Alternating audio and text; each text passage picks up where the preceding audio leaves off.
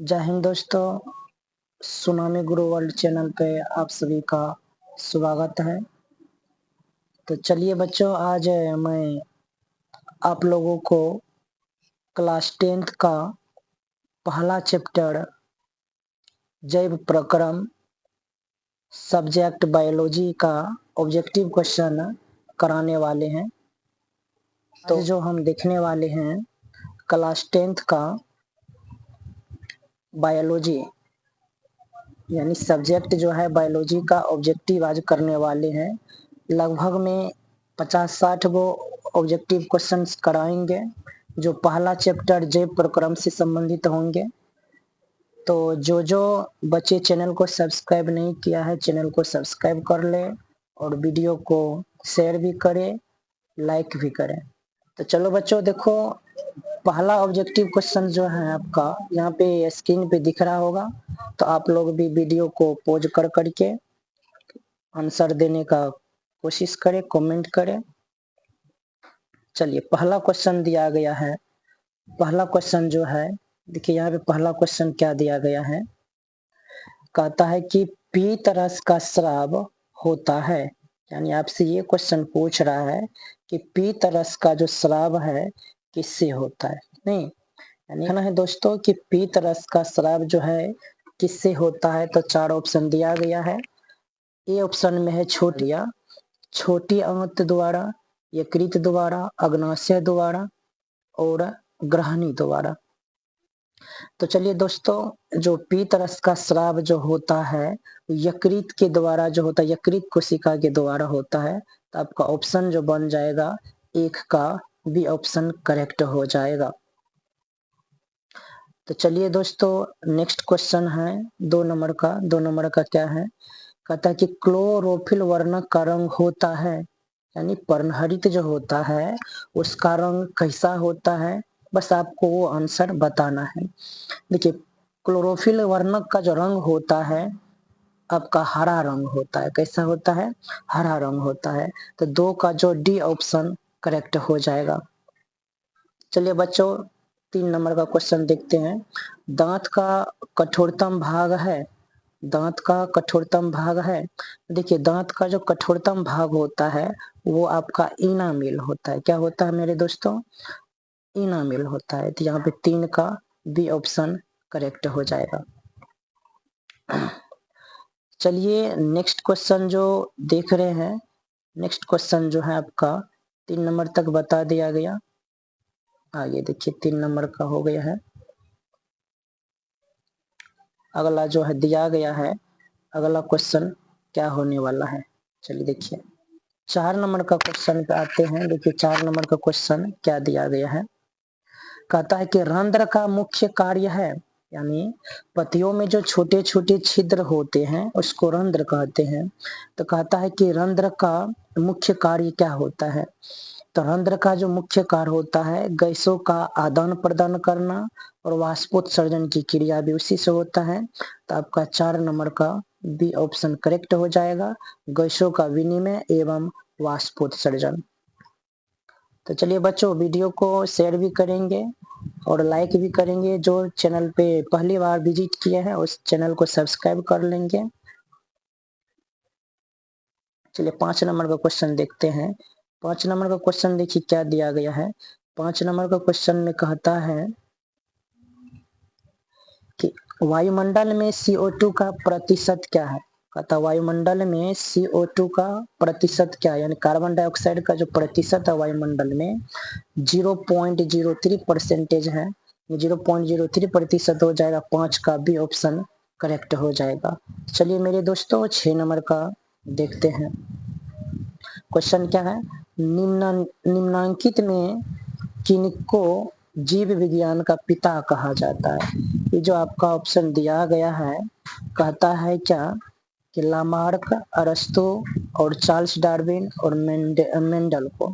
तो जीव विज्ञान को जो पिता कहते हैं, किसको कहते हैं जीव विज्ञान का पिता? तो अरस्तु को कहते हैं। इसको इंग्लिश में अरिस्टोटल भी बोलते हैं। तो चलिए 6 नंबर का क्वेश्चन हो गया। चलिए मेरे प्यारे दोस्तों आगे की ओर बढ़ते हैं।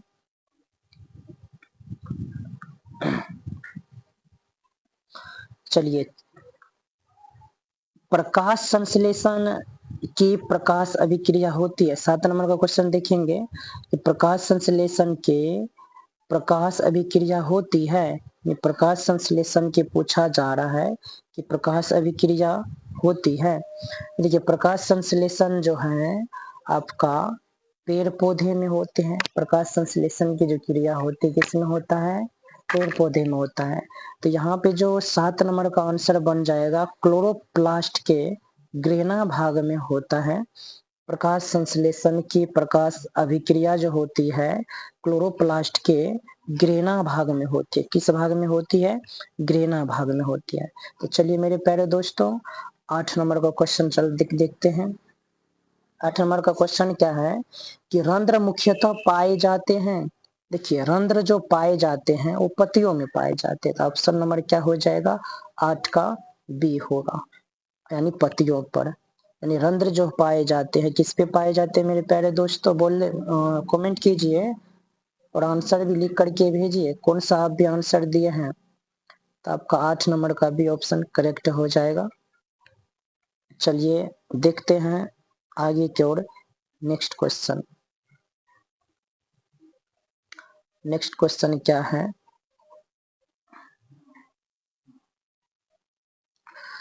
देखिए कहता है क्या स्वपोषी पोषण होता है। स्वपोषी किसको कहते हैं? स्वपोषी जो होता है उस जीव को कहते हैं जो खुद से अपना भोजन स्वयं बनाते हैं। ठीक है ना? जिन भोजन बनाने के लिए किसी दूसरे जीवों की आवश्यकता या क्या किसी की आवश्यकता नहीं पड़ती है, उसको स्वपोषी, उस जीव को स्वपोषी कहते हैं। इस प्रकार की जो क्रिया होगी या पोषण होगा उसको स्वपोषण बोलते हैं। देखिए स्वपोषी पोषण होता है तो स्वपोषी पोषण जो होता है सिर्फ पौधा में होता है। हरे पेड़ पौधे, जितने भी पेड़ पौधे होते हैं सब में स्वपोषी पोषण ही होते हैं। तो 9 का ए ऑप्शन करेक्ट हो जाएगा। चलिए 10 नंबर का क्वेश्चन है कि कौन सा एंजाइम वसा पर क्रिया करता है। देखिए यहाँ पे क्वेश्चन है कि कौन सा एंजाइम वसा पर क्रिया करता है। तो देखिए एंजाइम जो होता है लाइपेज एंजाइम वो वसा पर क्रिया करता है।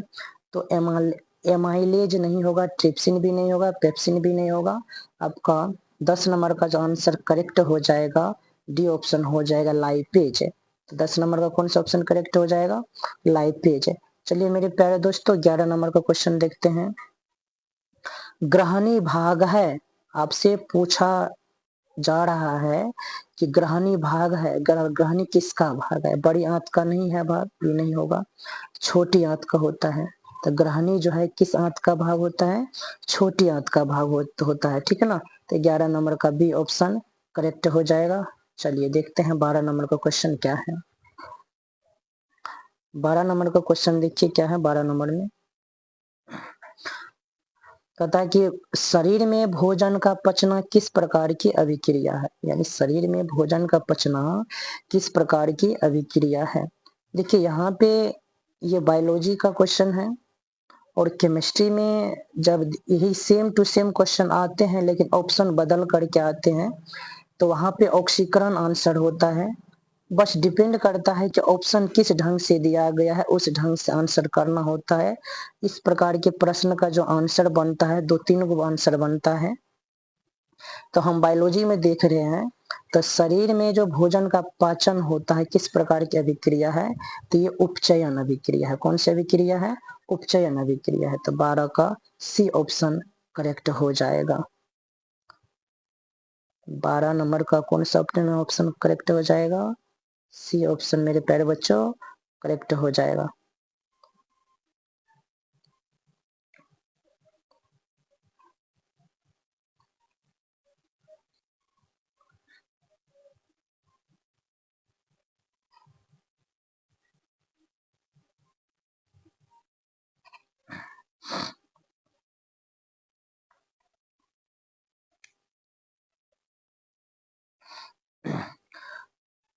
चलिए अब देखते हैं 13 नंबर का क्वेश्चन क्या है।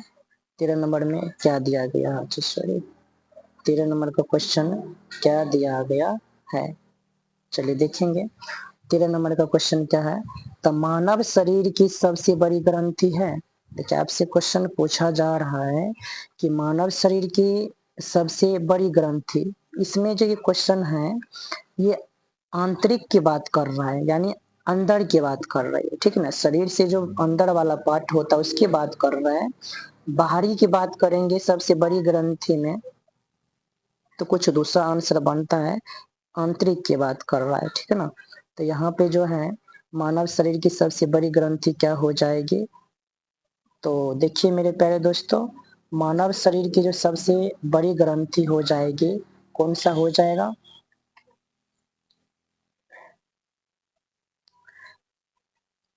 यकृत, लीवर, जिगर। तो देखिए यहाँ ध्यान देने वाली बात ये है कि यकृत को ही लीवर कहते हैं और लीवर को ही जिगर कहते हैं। तो यानी यकृत, लीवर, जिगर जो है तीनों एक ही का नाम है। तो आपका जो इसका आंसर बन जाएगा 13 का डी ऑप्शन करेक्ट हो जाएगा। कौन सा ऑप्शन करेक्ट हो जाएगा, डी ऑप्शन मेरे प्यारे दोस्तों करेक्ट हो जाएगा, ठीक है ना। तो कौन सा ऑप्शन करेक्ट हो जाएगा, डी नंबर का। चलिए 14 नंबर का क्वेश्चन देखिए, कहता है कि यकृत का भार लगभग होता है, तो यकृत का जो भार होता है 1.5 केजी का होता है। कितना होता है, लगभग 1.5 केजी का होता है, तो 1.5 केजी हो जाएगा। चलिए नेक्स्ट क्वेश्चन 15 नंबर का, छोटी आंत एवं बड़ी आंत के जोड़ पर एक छोटी नली होती है जिसे कहते हैं। ये छोटी आंत और बड़ी आंत के जोड़ पर एक छोटी नली होती है जिसे हम क्या कहेंगे, सिक्कम के नाम से जानते हैं। तो 15 नंबर का डी ऑप्शन करेक्ट हो जाएगा। क्या हो जाएगा, 15 नंबर का डी ऑप्शन करेक्ट हो जाएगा। चलिए देखते हैं नेक्स्ट अगला क्वेश्चन क्या दिया गया है। देखिए 16 नंबर का क्वेश्चन देखिए, कहता है कि सिक्कम के शीर्ष पर एक उंगली जैसी रचना होती है वह कहलाती है। देखिए जहां पे छोटी आंत और बड़ी आंत का जोड़ था तो उस नली को हम क्या नाम दिए थे, सिक्कम। तो सिक्कम के शीर्ष पर एक उंगली जैसी रचना होती है, उस उंगली जैसी रचना को क्या कहते हैं, तो उस उंगली जैसी रचना को हम जो बोलते हैं अपेंडिक्स बोलते हैं। क्या बोलते हैं, अपेंडिक्स बोलते हैं। तो 16 नंबर का भी ऑप्शन करेक्ट हो जाएगा। तो वीडियो अच्छी लग रही है तो मेरे प्यारे दोस्तों चैनल को सब्सक्राइब करें, वीडियो को भी लाइक करें और वीडियो को शेयर भी करें अपने दोस्तों के पास। चलिए देखिए 17 नंबर का, निम्नलिखित में अवशेषी अंग है। देखिए अवशेषी अंग उसको कहते हैं जो मनुष्य के शरीर में बेवजह वो अंग होता है, उस अंग का कोई कार्य नहीं होता है, उसको अवशेषी अंग कहते हैं। तो निम्नलिखित में अवशेषी अंग है, तो देखिए यकृत आपका अवशेषी अंग नहीं है, नहीं हृदय है, नहीं मलाशय है। तो अवशेषी अंग जो है आपका कौन है, अपेंडिक्स है। तो यानी 17 नंबर का सी आंसर करेक्ट हो जाएगा। चलिए मेरे प्यारे दोस्तों नेक्स्ट क्वेश्चन देखते हैं। चलिए बढ़ते हैं 18 नंबर का क्वेश्चन। देखिए 18 नंबर का क्वेश्चन क्या कहता है, मनुष्य के शरीर में लगभग अवशेषी अंग है। तो मनुष्य के शरीर में लगभग जो अवशेषी अंग होते हैं 100 होते हैं। कितने होते हैं, 100 होते हैं। तो 18 का डी ऑप्शन करेक्ट हो जाएगा। चलिए 19 नंबर का क्वेश्चन देखते हैं, कोलन के कितने भाग हैं। आपसे क्वेश्चन पूछा जा रहा है कि कोलन के कितने भाग हैं। तो कोलन के जो भाग होते हैं वो 3 भाग होते हैं। तो 19 नंबर का भी ऑप्शन करेक्ट हो जाएगा। चलिए 20 नंबर का क्वेश्चन देखते हैं, अधोगामी कोलन कहाँ खुलता है। तो 20 नंबर का क्वेश्चन क्या कह रहा है, अधोगामी कोलन कहाँ खुलता है। देखिए अधोगामी कोलन जो है कोलन वो रेक्टम में यानी मलाशय में खुलता है। रेक्टम का हिंदी जो होता है मलाशय होता है। तो यहाँ पे 20 नंबर का ए ऑप्शन करेक्ट हो जाएगा, रेक्टम। चलिए मेरे प्यारे दोस्तों 11 नंबर का 11 नहीं सॉरी 21 नंबर का क्वेश्चन देखते हैं। अगला क्वेश्चन है 21 नंबर, 21 नंबर का, बड़ी आंत के कितने भाग होता है, यानी बड़ी आंत को जो है कितने भागों में बांटा होता है। बस ये आपको जवाब देना है। बड़ी आंत के जो भाग होते हैं 2 भाग होते हैं। तो 21 नंबर का ये ऑप्शन करेक्ट हो जाएगा। चलिए 22 नंबर का क्वेश्चन देखते हैं कि चाइल्ड के पचे हुए भोजन का अवशोषण किसके द्वारा होता है। यानी चाइल्ड के जो पचे हुए भोजन होता है उसका अवशोषण कहाँ होता है। तो अंतिम रूप से जो भोजन का पाचन होता है इलियम के विलाई के द्वारा होता है। तो 22 नंबर का ये ऑप्शन करेक्ट हो जाएगा। चलिए 23 नंबर का क्वेश्चन देखते हैं। छोटी आंत में पचा हुआ भोजन कहलाता है। देखिए छोटी आंत में जो पचा हुआ भोजन कहलाता है, छोटी आंत में पचा हुआ भोजन कहलाता है, क्या कहलाता है, चाइल कहलाता है। तो 23 नंबर का सी आंसर करेक्ट हो जाएगा। चलिए 24 नंबर का क्वेश्चन देखते हैं कि अग्नाशयी रस में एंजाइम पाए जाते हैं। अग्नाशयी रस में एंजाइम पाए जाते हैं। देखिए अग्नाशयी रस के द्वारा जो एंजाइम होते हैं या अग्नाशयी रस में जो एंजाइम पाए जाते हैं, फिर से सुनिएगा, अग्नाशयी रस में एंजाइम जो पाए जाते हैं ट्रिप्सिन भी होता है, एमाइलेस भी होता है, लाइपेस भी होता है। इसका करेक्ट सही आंसर हो जाएगा डी ऑप्शन करेक्ट हो जाएगा, इनमें से सभी। तो चलिए बच्चों नेक्स्ट क्वेश्चन देखते हैं। 24 नंबर का क्वेश्चन देखिए। 24 नंबर का तो बता दिए।